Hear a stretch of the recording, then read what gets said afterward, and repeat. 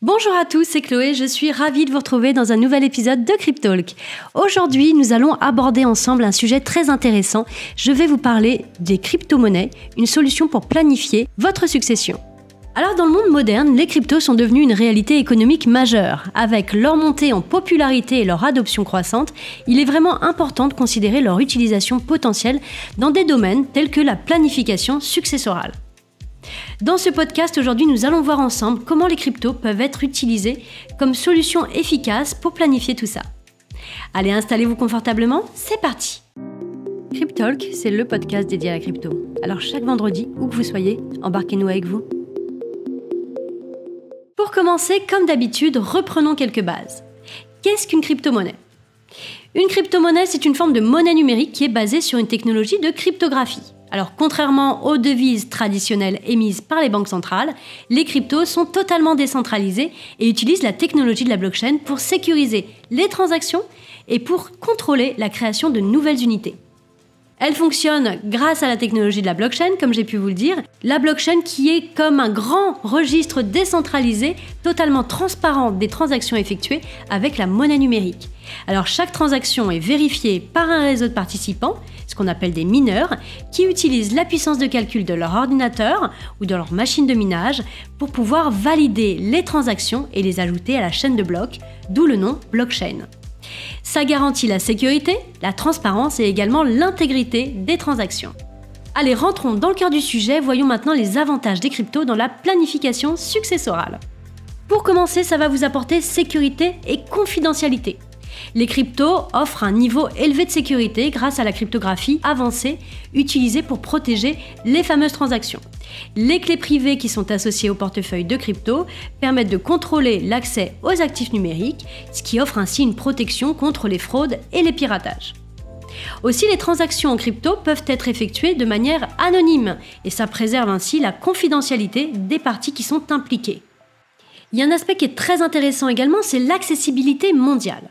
Les cryptos sont accessibles à tous, indépendamment de leur emplacement géographique, et c'est très intéressant.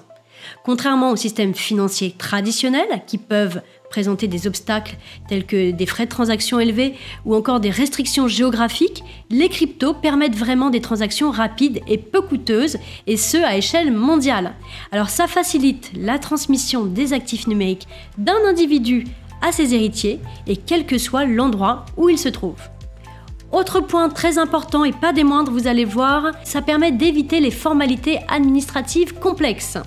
La planification successorale implique souvent des formalités assez complexes, telles que la validation des testaments, la distribution des biens et le règlement des impôts. Et là, les crypto-monnaies peuvent vraiment simplifier ce processus parce qu'elles vont permettre une transmission directe des actifs numériques aux héritiers qui ont été désignés. Et ça réduit les délais et les frais qui sont associés à ces procédures traditionnelles. Parlons également de cette transmission directe de ces actifs. L'utilisation des cryptos permet une transmission directe des actifs numériques sans nécessité d'intermédiaires tels que des banques ou encore des avocats. Les héritiers peuvent recevoir les cryptos directement sur leur portefeuille numérique et ça va faciliter la gestion et la possession des actifs hérités. Et je terminerai ce point en parlant de la protection contre l'inflation. Les cryptos, contrairement donc aux devises traditionnelles, ne sont pas soumises à l'inflation gouvernementale. En raison de leur offre limitée et de leur fonctionnement totalement décentralisé, les cryptos peuvent servir de couverture contre la dépréciation des monnaies fiduciaires. Et ça peut être particulièrement avantageux dans le cadre de la planification successorale à long terme. Ça permet de préserver la valeur des actifs numériques pour les générations futures. Voyons ensemble maintenant les défis et les précautions surtout à prendre. En première étape, on va parler de la volatilité des cryptos, c'est une fatalité. Les crypto-monnaies sont connues pour leur volatilité, que ce soit à la hausse ou à la baisse, avec des fluctuations de prix significatives et ce sur de courtes périodes. Donc il est essentiel de prendre en compte cette volatilité lors de la planification successorale et d'adopter des stratégies les plus appropriées pour toujours minimiser les risques.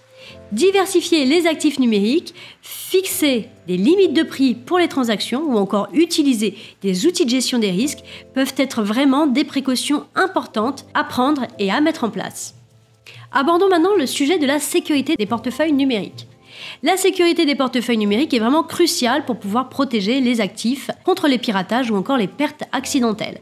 Il est vivement recommandé d'utiliser des portefeuilles de crypto-monnaies sécurisés et de suivre les meilleures pratiques en matière de sécurité, telles que la gestion adéquate des clés privées, l'utilisation à vérification à 2 facteurs ou encore la sauvegarde régulière des données.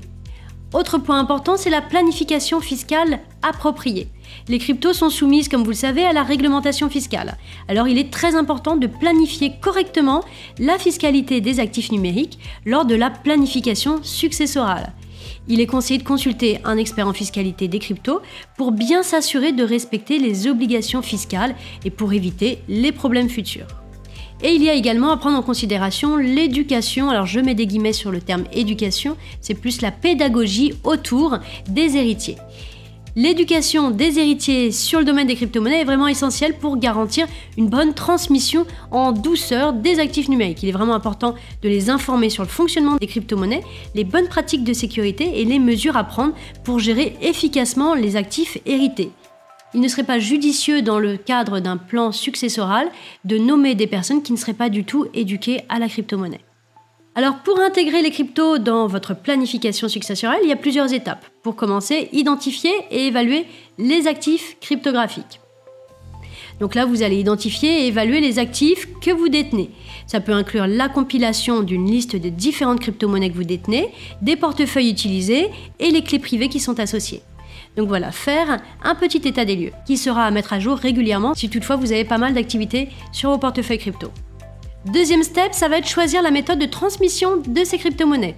Il est important de décider de la méthode de transmission des cryptos aux héritiers. Alors ça peut inclure une transmission directe via les clés privées, ça peut être l'utilisation d'un portefeuille multisignature ou encore la mise en place d'une fiducie pour pouvoir gérer les actifs numériques.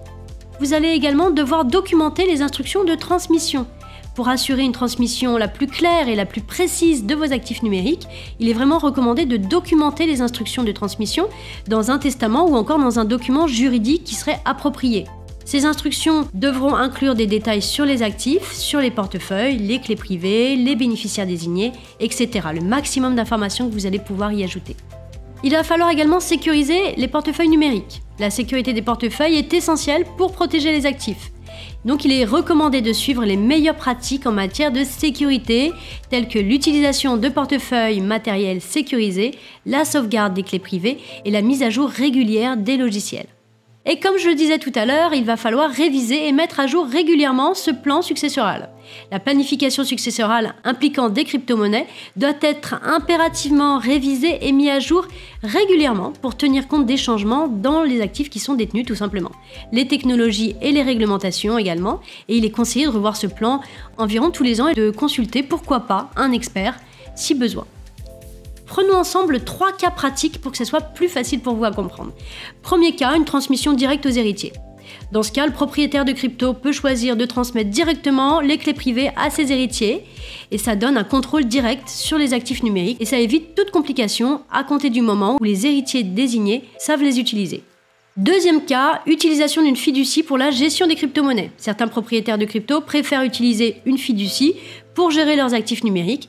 Ça permet de désigner un fiduciaire qui va se charger de la gestion et de la distribution des crypto-monnaies conformément aux instructions que vous aurez laissées. Et troisième cas, c'est les dons caritatifs en crypto-monnaie. Les cryptos peuvent également être utilisés pour faire des dons caritatifs. Les propriétaires de crypto-monnaies peuvent désigner également des organisations caritatives comme bénéficiaires de leurs actifs numériques, et ce qui leur permet de soutenir des causes qui leur tenaient à cœur, et ce de façon totalement innovante. Pour terminer, les crypto-monnaies peuvent être vraiment une solution innovante pour la planification successorale. Leur nature totalement décentralisée, accessible et directe en fait une option vraiment attrayante pour ceux qui souhaitent transmettre leurs actifs numériques de façon transparente à leurs héritiers. Attention, il est quand même important de prendre en compte les défis et les précautions nécessaires pour pouvoir garantir une planification la plus appropriée possible. La réussite d'un plan successoral réside dans une évaluation minutieuse des actifs, une sécurisation adéquate des portefeuilles numériques et surtout une éducation, une pédagogie envers les héritiers désignés. Voilà, donc c'est pas ce que je vous souhaite, bien évidemment. Longue vie à vous et longue vie à vos actifs numériques. Profitez-en bien. Toujours est-il que c'est quelque chose qui est totalement faisable à l'heure d'aujourd'hui. Donc n'hésitez pas à vous renseigner pour pouvoir mettre ça en place et pour être le plus serein possible.